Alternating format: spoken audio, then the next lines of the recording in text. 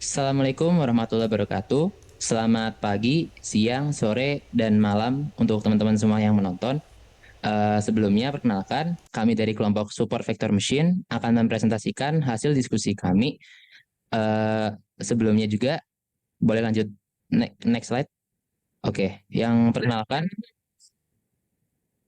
oke, aman, aman, aman.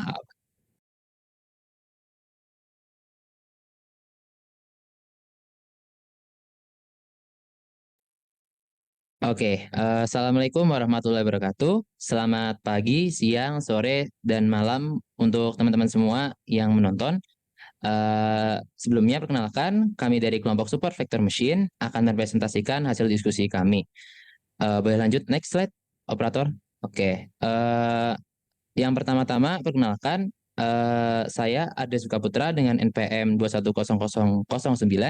Lalu ada teman saya Satria Alif Putra Hidayat dengan NPM 2100051. Lalu juga ada teman saya Hermano Widyatama dengan NPM 2100053. Dan ada teman saya Prames Rai Lapian dengan NPM 2100059. Boleh next slide? Oke, jadi di konten ini kita akan membahas apa itu SVM, bagaimana SVM bekerja, bagaimana penggunaan SVM, kelebihan dan kekurangan SVM, serta kesimpulannya. Boleh next slide. Oke, apa itu Super Vector Machine?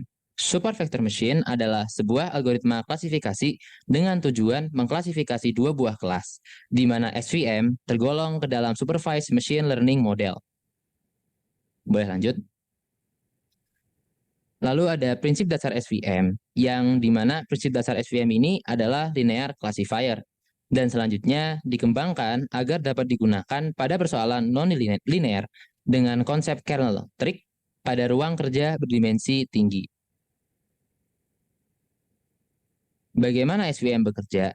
Nah, dalam algoritma SVM, setiap data diplot sebagai titik dalam ruang n dimensi.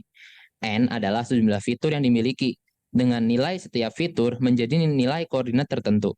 Tujuan dari algoritma SVM ini adalah untuk menemukan hyperplane terbaik dalam ruang n dimensi yang secara jelas mengklasifikasikan titik data. Oke, apa sih hyperplane itu? Seperti yang ada di gambar ini ya, ada dua data yang dua kelas yang berwarna merah dan berwarna biru. Nah, garis hijau di sini tuh itu tuh calon-calon nih dari hyperplane dari gambar-gambar tersebut. Terus juga untuk memisahkan kedua kelas titik dari titik data tersebut, terdapat nih banyak kemungkinan hyperplane yang dapat dipilih. Untuk targetnya sendiri itu untuk menemukan bidang yang memiliki margin maksimum, yaitu jarak maksimum antara titik data terluar dan dari kedua kelas. Maksudnya apa sih? Mungkin akan saya annotate terlebih dahulu. Eh,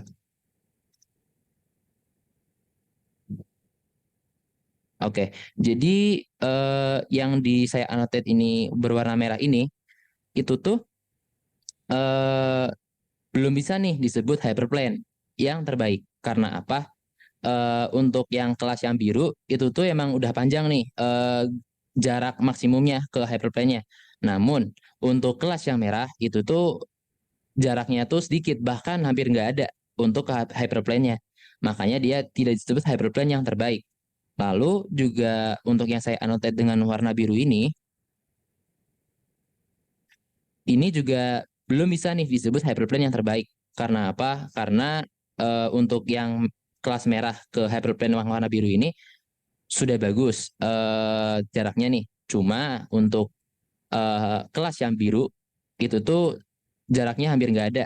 Jadi nggak bisa belum bisa disebut ini tuh hyperplane karena hyperplane tuh yang paling baik jarak maksimumnya tuh antara titik data terluar dari kedua kelas yang ada. Oke, mungkin boleh lanjut operator. Nah, hyperplane apa sih yang terbaik? Hyperplane yang terbaik ini adalah yang ada di gambar ini yang akan saya annotate setelah ini. Nah, di gambar inilah annotate terbaik. Karena apa? Karena di sini tuh udah ada nih optimal hyperplane-nya di bagian ini. Dan karena apa? Karena juga dia dari kelas yang warna merah ataupun yang warna biru, ini tuh sama-sama nih udah punya maksimum marginnya sendiri-sendiri. Dan juga di sini juga banyak ada titik bantu, ada garis-garis pembantu untuk titik data terluarnya. Nah, makanya untuk memaksimalkan jarak margin, itu perlu diberikan beberapa penguat sehingga titik-titik data uji dapat diklasifikasikan dengan baik. Lalu juga di gambar bawah kiri ini, hyperplane itu bisa juga nih di dua dimensi. Seperti yang gambar yang tadi, yaitu dia bentuknya akan menjadi seperti ini. Bentuknya itu hyperplane-nya akan menjadi garis. Nah, sedangkan untuk hyperplane yang tiga dimensi, itu tuh akan seperti ini bentuknya, bidang atau plane. Gitu sih. Eh, Mungkin untuk selanjutnya boleh dilanjutkan oleh Satria. Monggo, Sat.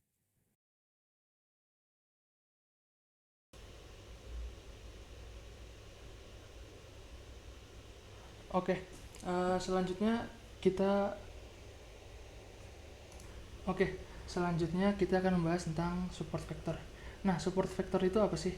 Dalam support vector machine, objek data terluar yang paling dekat dengan hyperplane yang tadi itu disebut dengan support vector. Nanti ada contohnya.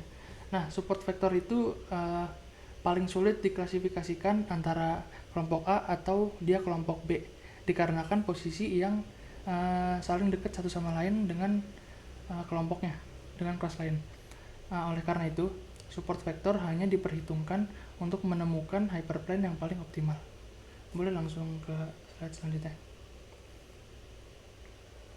Nah, ini contoh support vector. Nah, ini contoh support vector. Nah, ini di gambar ada dua gambar. Yang pertama yang kiri itu small margin dan yang kedua itu large margin. Dua-duanya itu datanya sama ya. Cuman yang pertama hyperplane-nya itu di tengah-tengah lurus dan dia cuman mempunyai dua support vector. Jadi dan marginnya itu kecil. Margin tuh yang di tengah-tengah itu, yang lebarnya itu kecil, itu kurang optimal. Nah, yang optimal itu yang di sebelah kanan. Support vektornya ada 5 dan marginnya itu paling optimal, paling lebar di antara gambar di antara dibanding gambar yang kiri. Boleh lanjut. Nah, dari tadi kita ngomongin di data linear. Nah, gimana kalau datanya itu non linear? Nah, data seperti di gambar kiri, datanya itu kan di tengah gitu ya. Nah, maksudnya kelompok satu di tengah dan kelompok dua di sekelilingnya. Sebenarnya bisa aja kita gambar lingkaran gini, seperti di gambar dua. Tapi bagaimana dengan algoritma support vector mesinnya? Boleh lanjut. Nah, di penjelasan sebelumnya, kita hanya memiliki dua dimensi, X dan Y. Untuk mencari data di nonlinear, kita harus membuat dimensi baru, Z. Nah, dapat dari mana Z itu? Z itu dapat dari X kuadrat plus Y kuadrat. Di sini X, Y, sama Z itu koordinat ya. Nah, uh, ini data yang sama seperti gambar yang tadi, cuman kita ngelihat dari sumbu X dan sumbu Z. Sumbu X itu yang horizontal dan sumbu Z yang vertikal. Kalau kita lihat secara seperti itu, datanya itu akan terlihat seperti ini. Nah, jadi kalau kayak gini kan udah ketemu gitu, support vektornya yang biru yang paling dekat sama garis dan merahnya. Jadi kita tinggal ngebuat garis hyperplane di antara kedua itu. Boleh lanjut. Nah, setelah tadi dapat hyperplane-nya, kalau dilihat dari sumbu X dan sumbu Z, terus kita balikin lagi bentuknya ke bentuk awal. Itu sumbu X dan sumbu Y. Sumbu X yang horizontal dan sumbu Y yang vertikal. Kalau dilihat dari kayak gini, itu garis hyperplane-nya bakal terlihat seperti melingkari uh, ininya, datanya. Oke, boleh dilanjut. Ya, Bentar, bentar, bentar. oke, berikutnya ada persamaan hyperplane.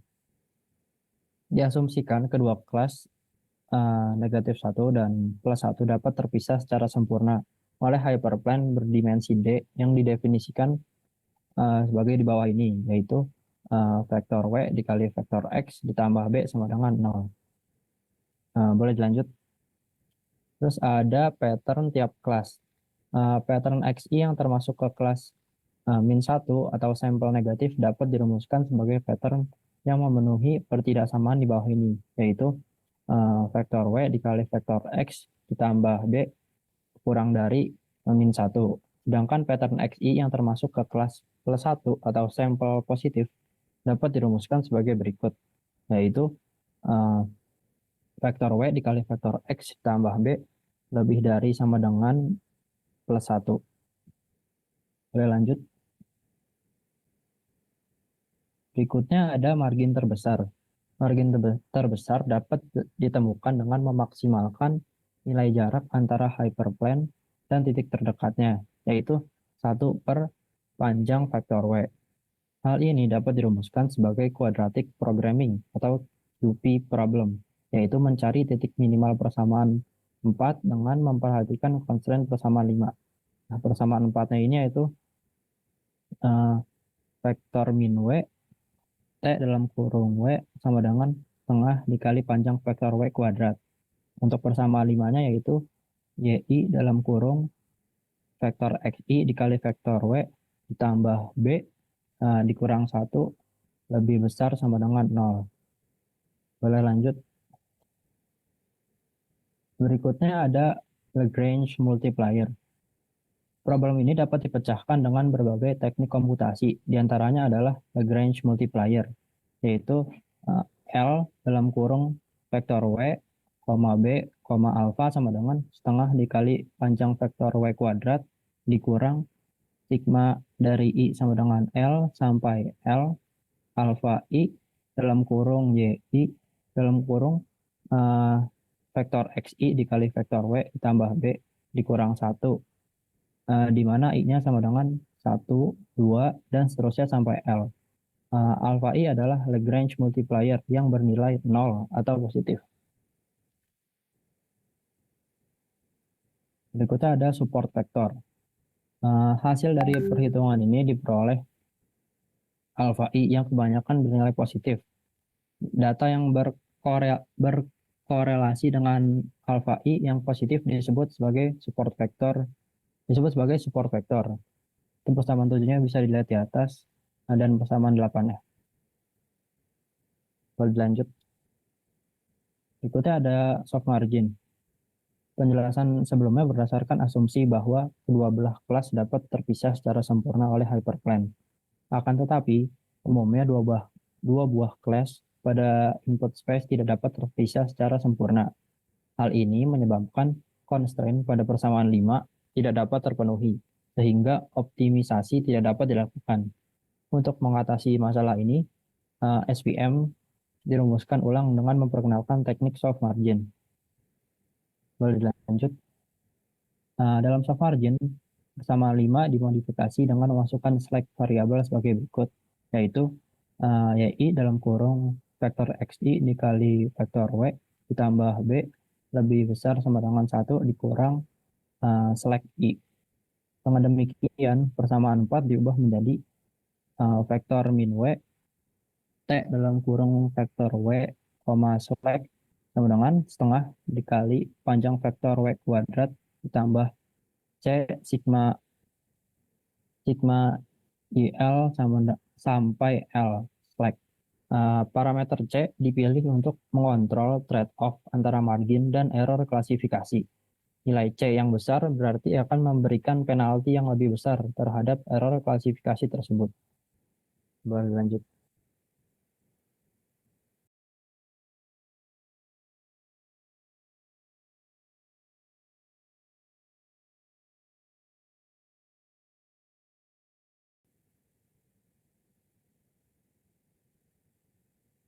Oke, dari sekian teori yang udah kita pelajarin, kira-kira gimana sih SVM ini bisa kita terapkan dan gimana perhitungan matematisnya? Kita lihat di contoh yang ada di sini.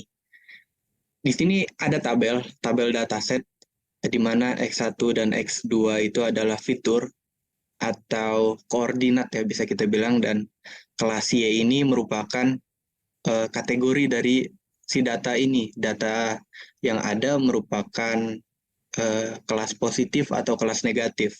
Dan di sini juga dikasih tahu bahwasanya si data ini merupakan support vector atau bukan. Jika 1 dia true alias dia support vector dan 0 merupakan bukan support vector. Nah, dari data yang ada, dari dataset yang disediakan ini, kira-kira hyperplane seperti apa? Kita lanjut ke slide berikutnya. Nah, bisa kita lihat dari tabel yang ada tadi, kalau divisualisasikan datanya seperti apa itu dapat kita lihat di gambar ini. Nah, X1, X2 ini kan merupakan fitur. Jadi, bisa kita katakan bahwa dalam hal ini kita punya 2 fitur, yaitu X1 dan X2. Dengan demikian, kita juga memiliki 2 fitur, yaitu W1 dan W2. Sehingga formulasi yang digunakan adalah sebagai berikut, yaitu setengah panjang vektor W kuadrat sama dengan setengah dalam kurung W1 kuadrat plus W2 kuadrat. Dengan YI dalam kurung WXI plus B itu lebih dari sama dengan 1, dengan I-nya merupakan 1, 2, 3, seterusnya sampai dengan N. Oke, tadi kita udah ada syaratnya ya. Dari persamaan yang ada ini, kita substitusikan data-data set yang ada di dalam tabel ini ke dalam persamaan ini. Sehingga didapatkan beberapa persamaan berikut, yaitu W1 plus W2 plus B lebih dari sama dengan 1 untuk Y1-nya sama dengan 1, X1-nya sama dengan 1, dan X2-nya sama dengan 1. Begitupun seterusnya, Y2, Y3, dan Y4. Dari kita ketemu nih, keempat persamaan yang udah ada.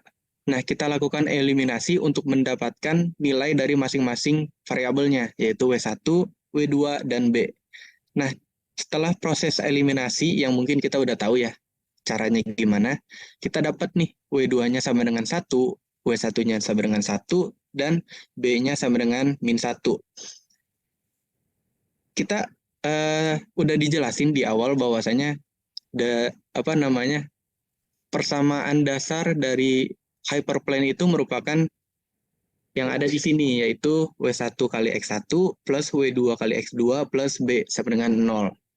Ini ada W1 X1 dan W2 X2 karena yang tadi ya, karena kita punya 2 fitur. Kemudian kita substitusikan nilai yang udah kita dapat sehingga menjadi X1 plus X2 min 1 sama dengan 0. Dan kita pindah-pindahkan X2 sama dengan 1 kurang X1. Nah, dari persamaan berikut kita pengen cari nih dari interval 2 sampai dengan min 2, kira-kira ngebentuk koordinat yang seperti apa sih? Ternyata koordinat yang terbentuk itu seperti gambar di samping. Oke, dari koordinat yang udah terbentuk, bisa nih kita tarik garis, sehingga kita menemukan hyperplane-nya sebagai berikut. Nah, langkah selanjutnya apa sih? Kita bisa membuktikan bahwasanya hyperplane ini sebenarnya udah akurat belum sih? Oke, kita uji gitu ya. Dengan data yang sembarang, X1-nya 1 dan X2-nya 5 disubstitusikan ke dalam fungsi di atas. Pada akhirnya X1 1, X2 5, 1 tambah 5 6 dikurang 1 yaitu 5, dan itu merupakan nilai positif sehingga dia masuk ke dalam kategori atau kelas yang positif atau di atas garis. Nah, bagaimana dengan data kedua dan ketiga dan keempat dan seterusnya? Nah, itu setelah dimasukin ke dalam fungsi tersebut, ditemukanlah hasil klasifikasi yang ternyata benar gitu adanya, bahwa hyperplane yang ada di sini bisa mengklasifikasikan data dengan akurat. Oke, untuk penerapan dalam matematikanya bisa dikatakan seperti itu ya, cukup mungkin sebagian bisa dikatakan rumit, sebagian bisa dikatakan simple, tergantung bagaimana kita menyikapinya. Oke, mungkin masuk ke kekurangan dan kelebihan bisa disampaikan oleh teman saya yaitu Ardes. Mangga Ardes. Untuk penyampaian contohnya dan juga Satria Manu untuk penyampaian tadi setelah saya menyampaikan SVM dan lain-lain. Oke, selanjutnya kita akan masuk ke kelebihan SVM terlebih dahulu. Nah, SVM ini memiliki 4 kelebihan nih. Yang pertama, bekerja sangat baik ketika ada margin pemisahan yang jelas antar kelasnya. Lalu yang kedua, cocok dalam ruang dimensi yang tinggi. Yang ketiga, efektif untuk kasus di mana jumlah dimensi lebih besar daripada jumlah sampelnya. Dan yang keempat, hemat memori karena menggunakan training point dari fungsi keputusan atau support vector. Boleh lanjut?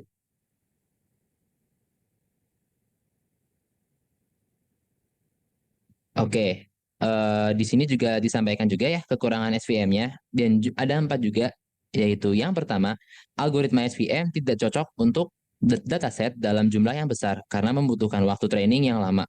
Lalu yang kedua, SVM tidak bekerja dengan baik ketika dataset memiliki lebih banyak noise, misalnya kelas target terjadi tumpang tindih. Dan yang ketiga, jika jumlah fitur untuk setiap titik data melebihi jumlah sampel data training, SVM akan memiliki performa yang kurang baik. Dan yang empat, yaitu karena SVC bekerja dengan meletakkan titik data di atas dan di bawah hyperplane, maka tidak ada kejelasan nih probabilistik untuk klasifikasi tersebut. Dan hal ini dapat menyebabkan beban komputasi yang tinggi. Oke, boleh lanjut? Oke, jadi dari kesimpulan presentasi kali ini tuh ada 2. Yang pertama, super vector machines adalah algoritma kuat dan andal yang paling baik digunakan untuk membangun model pembelajaran mesin dengan kumpulan data yang kecil. Dan yang kedua, algoritma bekerja paling baik ketika jumlah dimensi itu lebih besar daripada jumlah sampelnya dan tidak disarankan untuk digunakan untuk kumpulan data yang berisik, besar, atau kompleks.